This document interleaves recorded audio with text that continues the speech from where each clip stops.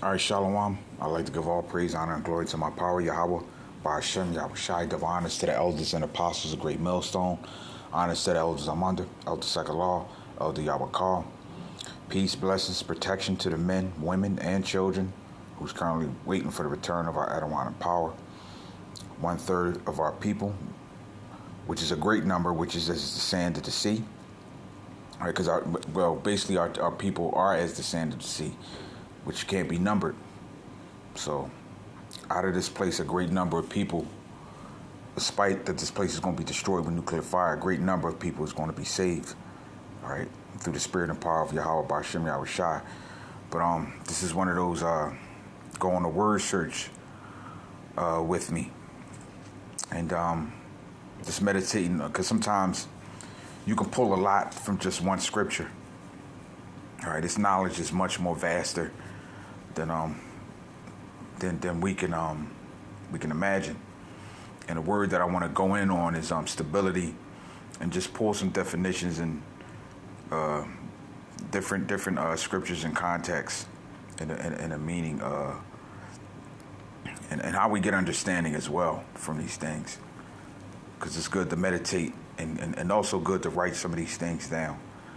So I'm gonna start here, all right, because going forward in the times that we're going in, all right, this is one of those scriptures that talks about the benefits of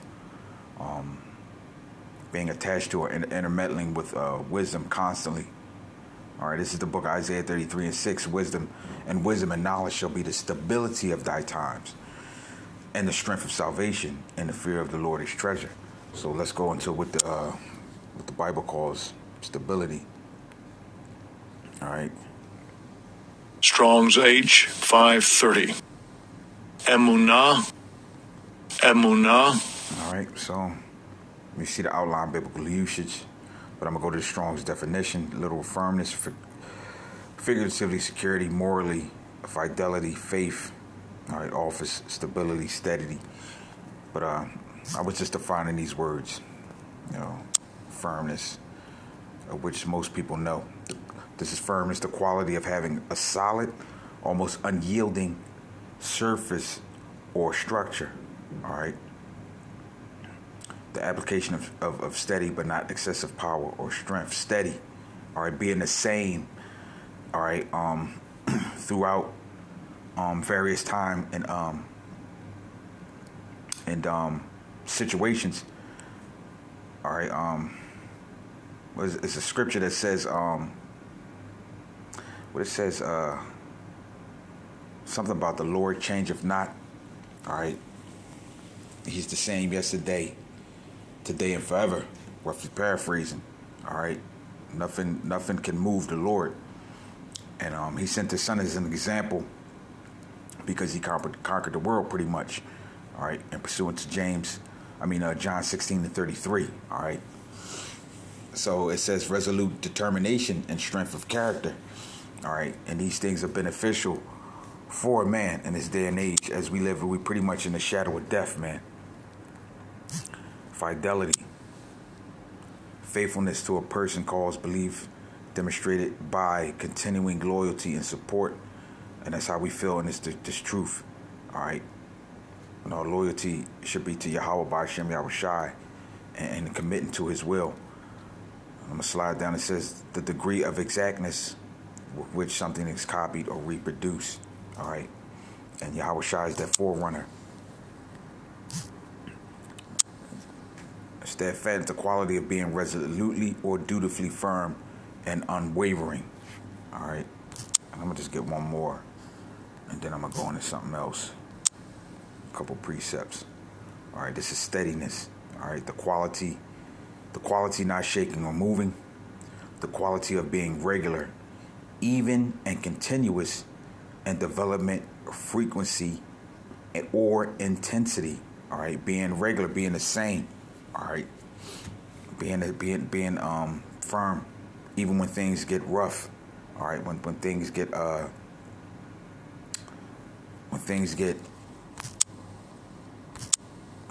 hard, so to speak. Let me do this. Let's see if I can find this. This is the book of. It just popped into my head to add on. Let me see something. It's Isaiah.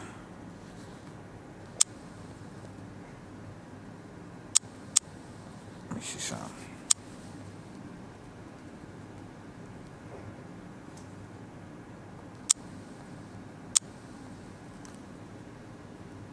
All right. Nah. This is the book of Isaiah 43. All right. Let me start at 1. But now saith the Lord, all right, that created thee, O Jacob, and he that formed thee, O Israel, fear not, for I have redeemed thee. I have called thee by thy name. Thou art mine. Fear not. All right. That's what fidelity and all those things come from, having faith, because what we know that we have a power that watches over us, and that's guiding us and protecting us. All right, it says, when thou passest through the waters, I will be with thee. And through the rivers, they shall not overflow thee. When thou walkest through the fire, thou shalt not be burned, neither shall the flame, all right, kindle upon thee. And fire is likened unto trials and tribulations. All right. So the Lord gives us attributes through his wisdom to carry into battle, all right, so to speak, spiritual battle with certain trials and tribulations. All right, let me go to the Wisdom of Solomon, chapter 8 and 1. Wisdom reaching from one end to another mightily, and sweetly do she order all things. I have loved her and sought her out from my youth.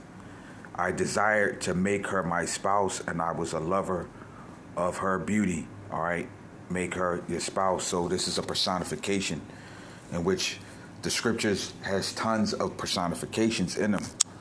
Let's look up that word. All right, let's look up the word and define that word and then go back. All right, personification, the attribution of a personal nature or human characteristics to something non-human, or the representation of an abstract quality in human form. And the Bible has a lot of that. It says a person, animal, object regarded as representing or embodying a quality, concept, or thing.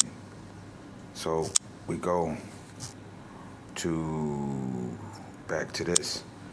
All right, Wisdom of Solomon 8 and 2. I loved her and saw her out of my youth. I desired to make her my spouse, and I was a lover of her beauty. Defining as a personification of wisdom, is a personification of how a man and a woman should be intimately, a closeness, all right, so to speak. And that she is conversant with the Most High, she magnified her nobility. Yea, the Lord of all things himself loved her. For she is privy to the mysteries of the knowledge of the Most High, and a lover of his works.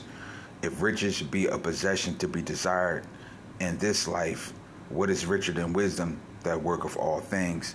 And that's back to Isaiah 33 and 6. Wisdom and knowledge shall be the stability of thy times, and the fear of the Lord thy treasure. All right, this is a treasure. This is what makes you rich. Verse 5 again, if riches be a possession to be desired in this life, what is richer than wisdom, that work of all things? And if prudence work of all that are is a more cunning workman, who is a more cunning workman than she? All right. But it says, and if a man love righteousness, her labors are virtues. All right. Are virtues. These are attributes that a man can put on like armor. All right. Going into battle. All right. Spiritual battle. For she teacheth temperance and prudence, justice and fortitude.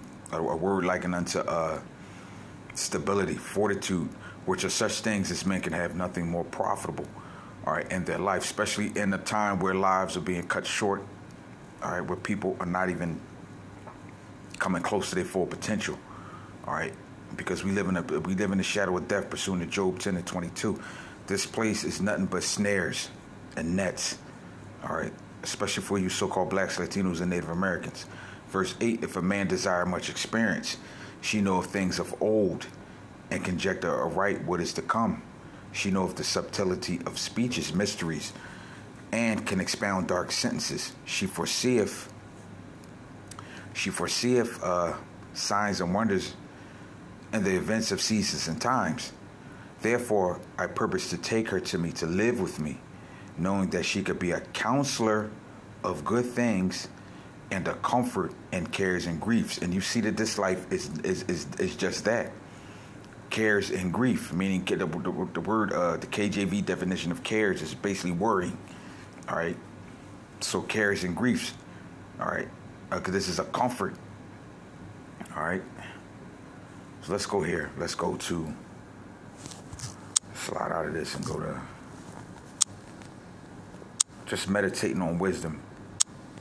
This is the book of Proverbs 22 and 17. Bow down thine ear and hear the words of the wise, applying thy heart unto my knowledge. For it is a pleasant thing if thou wilt keep them within thee. They shall withal be fitted in thy lips, that thy trust be in the Lord. And I have made known unto thee this day, even to thee, have I not written to thee excellent things in counsels and in knowledge. All right, let's go to that word, counsels. All right. Plan, principle, device.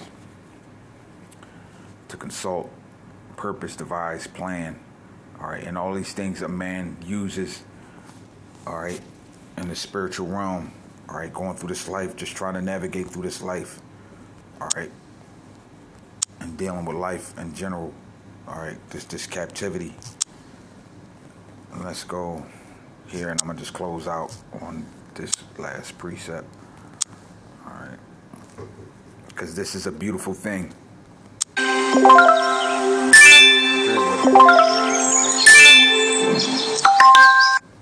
Come on, man. Go away. This is Sirach 20 and 32. All right. Necessary patience in seeking the Lord. Necessary patience in seeking the Lord is better than he that leadeth his life, all right, without a guide. All right. And what does a guide do? He navigates and gives you directions or advice on how to get. All right. If you have a guide to guide you through something that you don't know about, all right, it's going to lead you out of a situation into something better. All right. And that is our mindset while we're here. This wisdom is going to lead us out of all of our situations and problems. All right. If we continue to have faith in the Lord himself. All right. And that word stability. All right. Wisdom leads to that. All right. Wisdom in the application of it leads to a stability in the mind, basically. Because as you see, that's what's going on out here. Minds are cracking. All right. And the Lord will, his wisdom will give you a stable mind. As the scriptures say in the book of Romans, I think chapter 8, we are more than conquerors through him that loves us. All right. He was the first conqueror, all right, of conquering this world. All right. He held fast to what he believed until the end. And that is the expectation that he has for us. So with that, I pray that this lesson was edifying. And with that, I would like to say shalom.